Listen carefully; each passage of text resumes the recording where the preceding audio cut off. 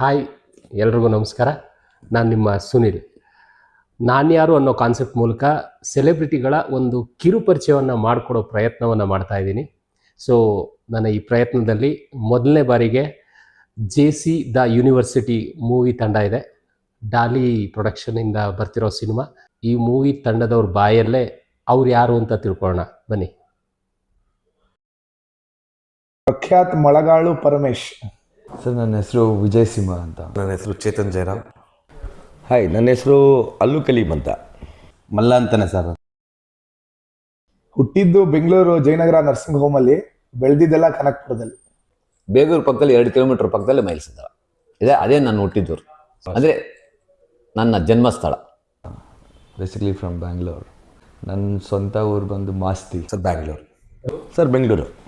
ನಂದು ಹುಟ್ಟಿದ್ದು ಬಂದು ಗುಲ್ಬರ್ಗ ಸರ್. ಇಂಜಿನಿಯರಿಂಗ್ ಮುಗಿಸಿದ್ದೀನಿ ದಯಾನಂದ್ ಸಾಗರ್ ಕಾಲೇಜಲ್ಲಿ. Mechanical engineering. ಸ್ಕೂಲಿಂಗ್ವರೆಗೂ ಹೊಸಕೋಟೆಯಲ್ಲಿ ಆಯಿತು. ಓಕೆ. ಅಲ್ಲಿಂದ ಜಯನಗರಲ್ಲಿ ಕಾಲೇಜು +2ವರೆಗೂ ಅಲ್ಲಾಯಿತು. ಆಮೇಲೆ ಇಂಜಿನಿಯರಿಂಗ್ ಚಿಕ್ಕಬಳ್ಳಾಪುರದಲ್ಲಿ SJCIT ಅಂತ ಒಂದು ಕಾಲೇಜು, ಮೆಕ್ಯಾನಿಕಲ್ ಬ್ರ್ಯಾಂಚು. ಸರ್ ಬ್ಯಾಂಗ್ಳೂರಲ್ಲೇ KLE ಕಾಲೇಜಸ್ ನಿಜಲಿಂಗಪ್ಪ KLE ಕಾಲೇಜಲ್ಲಿ ನಾನು PU ಡಿಗ್ರಿ ಮುಗಿಸಿದ್ದು. ಎಜುಕೇಷನ್ ಸ್ಕೂಲ್ ಓದಿರೋದು ನಾನು ಶ್ರೀ ಕಮಲಾ ನೆಹರು ಮಕ್ಕಳ ಮಂದಿರ ಅಂತ south end Basavanagudi, south end ಸರ್ಕಲಲ್ಲಿ ಲೆಫ್ಟಲ್ಲಿ ಹೈಸ್ಕೂಲ್ 8th 9th 10th ಓದಿಲ್ಲ ಅಷ್ಟೊಂದು. ಓಕೆ. ಸರ್ ಏನಿಲ್ಲ ಸರ್, ಬೆಂಗಳೂರಿಗೆ ಓದಿದೆ. ಪವನ್ ಗೌಡ KN. ನೀರಜ್ ದೇವಯ್ಯ ಓಕೆ. ಇದ್ದಾರೆ, ತುಂಬ ಜನ ಇದ್ದಾರೆ. ಬಟ್ ಕೇಳಿದ ತಕ್ಷಣ ಪಟ್ಟಂತ ಚೈಲ್ಡ್ಹುಡ್ ಫ್ರೆಂಡ್ ಅಂದರೆ ನೀರಜ್ ದೇವಯ್ಯ. ಕ್ಲೋಸೆಸ್ಟ್ ಫ್ರೆಂಡ್ ಭಾಳ ಇದ್ದಾರೆ ಸರ್.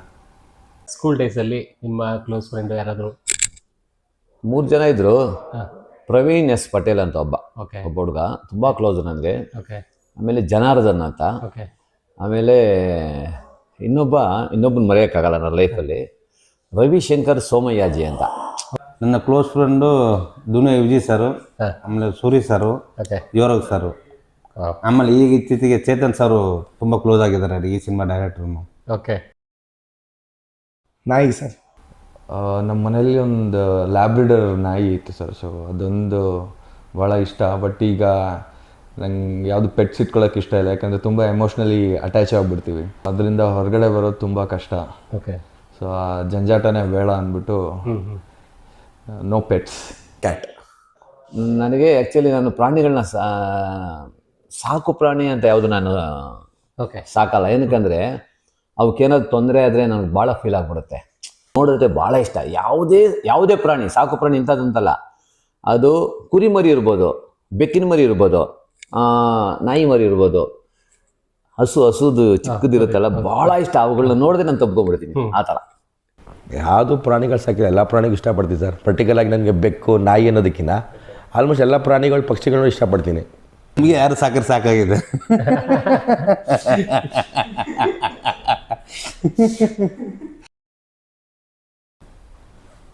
ನಾನ್ವೇ ಸರ್.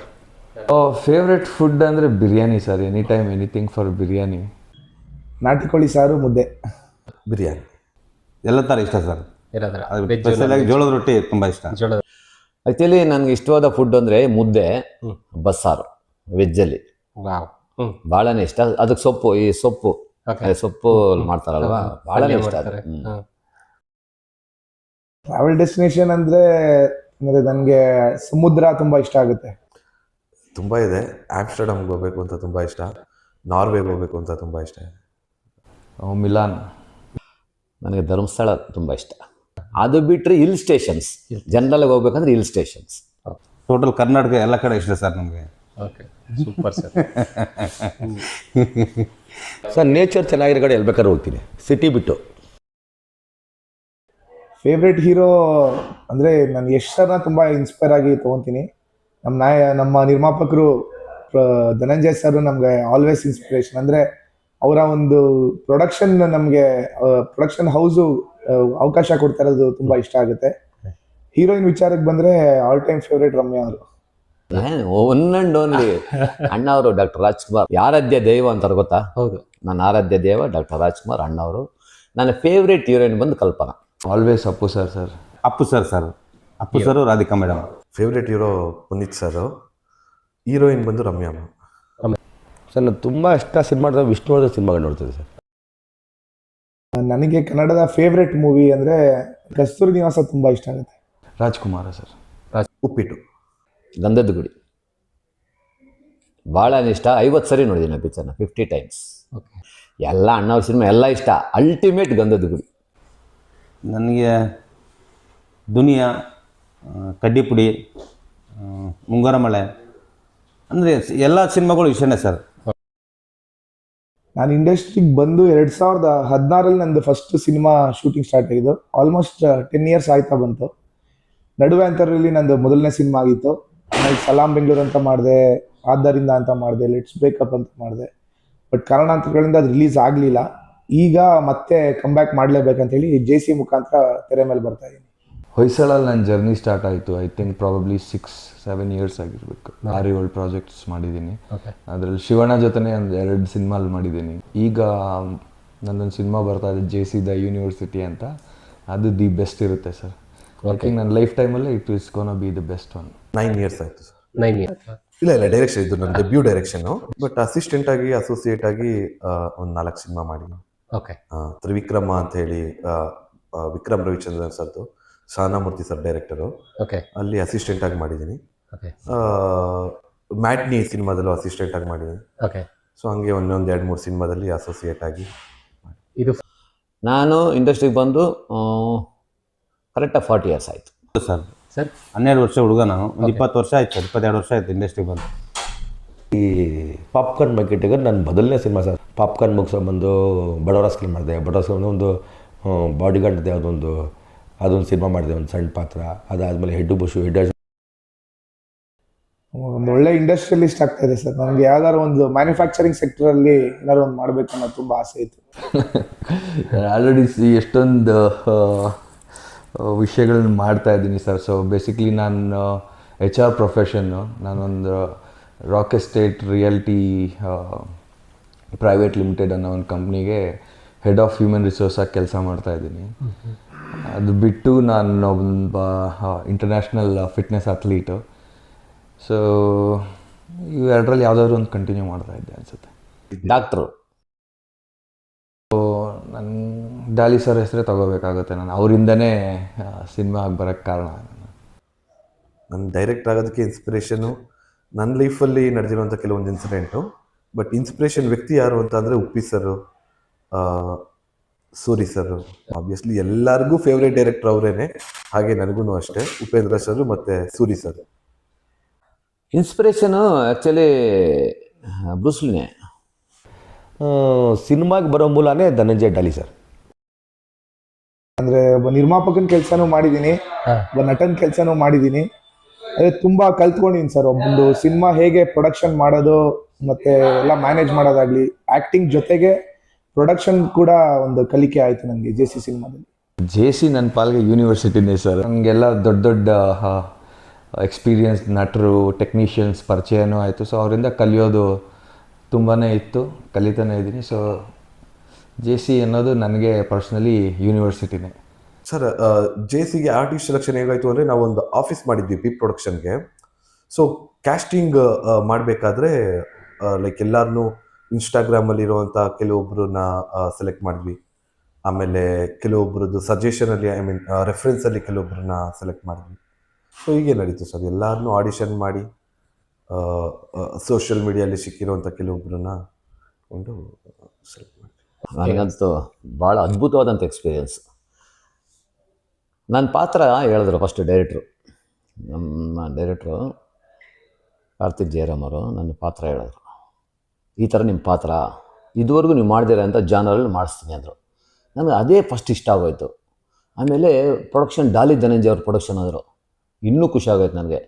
ಇನ್ನೇನು ಹೇಳ್ಬೇಡಿ, ನಾವು ಮಾಡ್ತೀನಿ ಅಂದೆ, ಒಪ್ಕೊಂಬಿಟ್ಟೆ. ಎಕ್ಸ್ಪೀರಿಯೆನ್ಸ್ ಹೆಂಗೆ ಅಂದರೆ, ಅವ್ರು ಏನು ನನಗೆ ಕಥೆಯಲ್ಲಿ ಹೇಳಿದ್ರು, ಅವ್ರು ಏನು ಡೈಲಾಗ್ಸ್ ಹೇಳಿದ್ರು, ಸ್ಪಾಟಲ್ಲಿ ಅದೇ ಥರ ತೆಗೆದರು. ಅವರು ಫಸ್ಟ್ ಸಿನಿಮಾ ಡೈರೆಕ್ಷನ್ ಅಂತ ನನಗೆ ಅನಿಸ್ಲೇ ಇಲ್ಲ. ನಿಜವಾಗ್ಲೂ ಹೇಳ್ತೀನಿ, ಹಾರ್ಟ್ಲಿ ಹೇಳ್ತಾ ಇದ್ದೀನಿ. ಎಷ್ಟು ಕೂಲಾಗಿ ಹ್ಯಾಂಡಲ್ ಮಾಡ್ತಾಯಿದ್ರು ಆರ್ಟಿಸ್ಟ್ಗಳನ್ನ. ಆಮೇಲೆ ಟೀಮ್ ವರ್ಕ್, ಅವ್ರ ಟೀಮ್ ಮಾತ್ರ ಅದ್ಭುತ. ನಾನು ಇದನ್ನು ಸುಮಾರು ಕಡೆ ಹೇಳಿದ್ದೀನಿ. ಅವರ ಡೈರೆಕ್ಷನ್ ಡಿಪಾರ್ಟ್ಮೆಂಟ್ ಇದೆಯಲ್ಲ, ಡೈರೆಕ್ಟ್ರಿಗೆ ಸಖತ್ ಸಾಥ್ ಕೊಟ್ಟರು. ಅಂದರೆ ಅವ್ರವ್ರ ಕೆಲಸನ ಅಚ್ಚುಕಟ್ಟಾಗಿ ಎಲ್ಲ ಡಿವೈಡ್ ಮಾಡಿಬಿಡ್ತಾರೆ ಡೈರೆಕ್ಟ್ರು. ಯಾವ್ಯಾವ ಯಾರ್ಯಾರು ಎಲ್ಲೆಲ್ಲಿ ಇರಬೇಕು, ಯಾರ್ಯಾರು ಏನೇನು ನೋಡ್ಕೊಬೇಕು, ಅಷ್ಟು ಚೆನ್ನಾಗಿ ಅವರಂಥ ಸೈನ್ಯ ಸೋಲ್ಜರ್ಸ್ ಥರ ಇರೋರು ಅವರು. ಸೊ ಅವರು ಸಪೋರ್ಟು ಡೈರೆಕ್ಟ್ಗೆ ತುಂಬ ಇತ್ತು. ಡೈರೆಕ್ಟ್ ಕೂಡ ಎಲ್ಲೂ ಕನ್ಫ್ಯೂಷನ್ ಇಲ್ದಿರ ಮೇಕಿಂಗ್ಸ್ ಎಕ್ಸ್ಟ್ರಾಡರಿ ಮಾಡಿಕೊಂಡು ಸೂಪರ್ ಮೇಕಿಂಗ್ ಸರ್. ನಿಜವಲ್ಲೂ ನಾನು ಒಂದು 15 ದಿನ ಕೆಲಸ ಮಾಡಿದ್ದೀನಿ, ಭಾಳ ಖುಷಿ ಆಯ್ತು ನನಗೆ. ಕತೆ ತುಂಬ ಚೆನ್ನಾಗಿತ್ತು. ಡೈರೆಕ್ಟರ್ ಡಿಸ್ಕಷನ್ ಮಾಡೋವಾಗ ಅದು ನಂಗೆ ತುಂಬ ಇಷ್ಟ ಆಗೋಯ್ತು. ಇದೊಂದು ಒಂದು ಚಿಕ್ಕ ಪಾತ್ರ ಇದೆ, ಮಲ್ಲ ನೀರು ಇದು ಮಾಡ್ತೀಯ ಮಾಡಂದಾಗ, ಇಲ್ಲ ಸರ್ ನಂಗೆ ಬರೋಲ್ಲ ಸರ್, ಅದೆಲ್ಲ ನೀನು ಮಾಡ್ತೀಯ ಕಣ, ನಾನು ಮಾಡ್ತೀನಿ ಅಂತ ಹೇಳ್ಬಿಟ್ಟು ಮಾಡಿಸಿರೋದು ಸರ್ ಅದು. ಮಧುಸೂದನ್ ಅಂತ ಕ್ಯಾರೆಕ್ಟರ್ ನೇಮು, ಅಲಿಯಾಸ್ ಮ್ಯಾಡಿ ಅಂತ ಎಲ್ಲ ಪ್ರೀತಿಯಿಂದ ಕರೀತಾ ಇರ್ತಾರೆ. ಅವನೊಬ್ಬ ಕಾಲೇಜ್ ಗೋಯಿಂಗ್ ಹುಡುಗ. ಅವನ ಜೀವನದಲ್ಲಿ ಕೆಲವು ಅಂದರೆ ಅವನು ಬೇಡದೇ ಇರೋ ಘಟನೆಗಳು ಅವನ ಜೀವನದಲ್ಲಿ ಪರಿಣಾಮ ಬೀಳುತ್ತೆ. ಸೊ ಆ ಘಟನೆಗಳು ಅವನ ಮೇಲೆ ಪರಿಣಾಮ ಬೀರಿ ಅವ್ನು ಯಾವ ರೀತಿ ಅಂದರೆ ಕೆಟ್ಟ ದಾರಿ ಹಿಡಿತಾನೆ, ಆಮೇಲೆ ಯಾವ ರೀತಿ ಮತ್ತೆ ತಂದೆ ಅವನ್ನ ತಿದ್ದಿ ದಾರಿ ಕರ್ಕೊಂಡ್ಬರ್ತಾರೆ.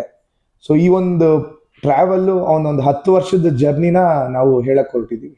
ಯೂನಿಫಾರ್ಮ್ ಹಾಕೊಂಡಿರೋ ಒಂದು ಕ್ಯಾರೆಕ್ಟರಿಂದ ಹಿಡಿದು ಒಂದು 32-33 ವರ್ಷದ ತನಕನೂ ಒಂದೊಂದು ಜರ್ನಿ ಟ್ರಾವೆಲ್ ಆಗುತ್ತೆ. ಜೇಸಿ ಅನ್ನೋದು ಒಂದು ರಾ ಸಿನಿಮಾ. ನಿಮಗೆ ಈ ಸಿನಿಮಾ ನೋಡಿದ್ರೆ ಯಾವುದಾದ್ರೂ ಒಂದು ಕ್ಯಾರೆಕ್ಟ್ರಲ್ಲಾದರೂ ಹೌದಪ್ಪ ಇದೆಲ್ಲ ನನ್ನ ಲೈಫಲ್ಲೂ ನಡೆದಿದೆ, ಓಕೆ ಒಂದು ನನಗೆ ಹತ್ರವಾಗಿದೆ ಅಂತ ಅನ್ಕೋಬೋದು. ಒಂದೊಳ್ಳೆ ಪಾತ್ರ, ಆ್ಯಕ್ಚುಲಿ ಒಂದು ರೌಡಿ ಪಾತ್ರ, ಒಂದು ಸೀನಿಯರ್ ರೌಡಿ ಥರ ಹೀರೋಗೆ ಸಪೋರ್ಟಿವ್ ಆಗಿರ್ತೀನಿ. ಈ ಪಾತ್ರಕ್ಕೆ ಆ ಹೆಸರೇ ಡಿಫರೆಂಟು. ಸಿನಿಮಾ ನೋಡಿದ್ರೆ ಗೊತ್ತಾಗುತ್ತೆ. ನನ್ನ ಪಾತ್ರದೇ ನನ್ನ ಹೆಸರು. ಜೇಸಿಲಿ ಬಂತು ಪಕ್ಕಾ ಸೀನಾ ಅಂತ ಸರ್. ಪಕ್ಕಾ ಸೀನಾ ಅಂತ. ನಾನು ಮಾತಿಗೆ ಮುಂಚೆ ಪಕ್ಕಾ ಗುರು ಏನೇ ಮಾಡಿದ್ರು ಮಾತ್ರ ಮಿಸ್ ಆಗಲ್ಲ, ಪಕ್ಕಾ ಸೀನಾ ಮಾತಾಡಿದ್ರೆ ಮುಗಿಸ್ತೀನಿ, ತಲೆ ಕೆಡ್ಸ್ಕೊಂಡ್ಬಿಟ್ಟಿನಿ ಯಾಕೆ ಅನ್ನೋ ಥರ ಪಕ್ಕಾ ಸೀನಾ ಅಂತ ಕ್ಯಾರೆಕ್ಟರ್ ಹೀರೋ ಜೊತೆ ಹೇಳ್ತೀನಿ ಸರ್.